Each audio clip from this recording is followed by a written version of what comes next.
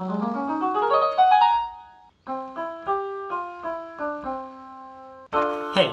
so you might have seen when a person has a fever, they tend to feel cold, they shiver and cover themselves with blankets. Then, on the other hand, when people are healthy, they often tend to exercise, sometimes a lot, which can make them feel hot and maybe go for cold water or something else to cool themselves down. So why do I bring this up?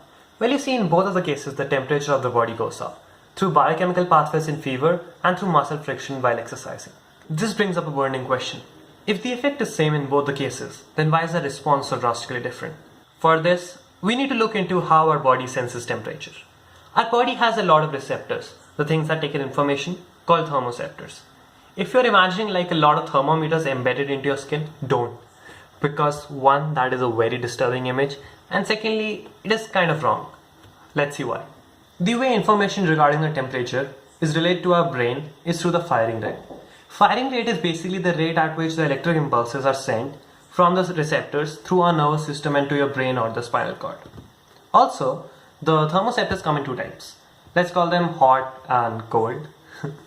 So, at high temperatures, the firing rate of hot thermoceptors is higher, whereas the firing rate of cold thermoceptors is lower.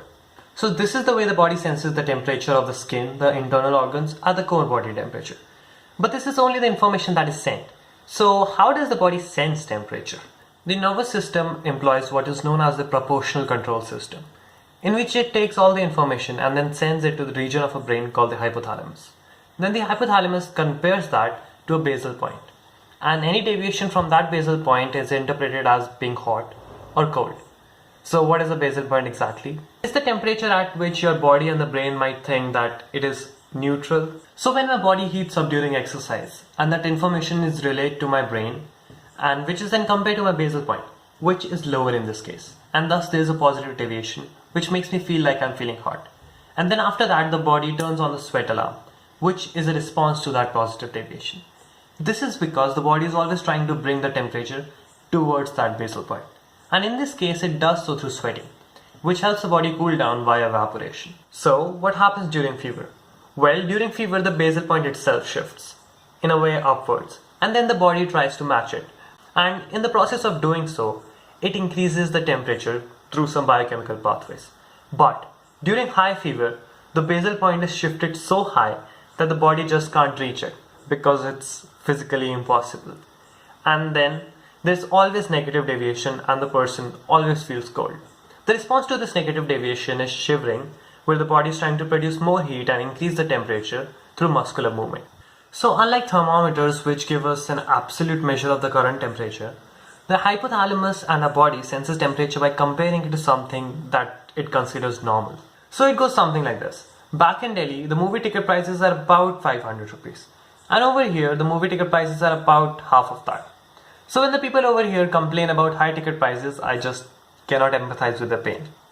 This is because we have different basal points to which we are comparing our values.